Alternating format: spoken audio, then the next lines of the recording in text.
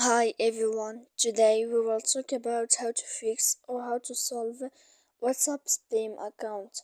To know how to solve or how to fix WhatsApp spam account, you should just go to settings like this. We will click. After that, in this page you will go to apps, default apps, app settings. When you will see this list, you will go down to find the application of WhatsApp. Here you will enter.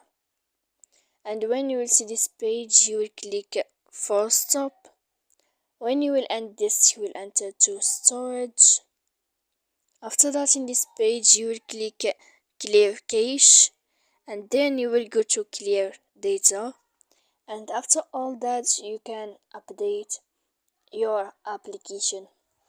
So please don't forget to support us by like and subscribe. See you next time in another video.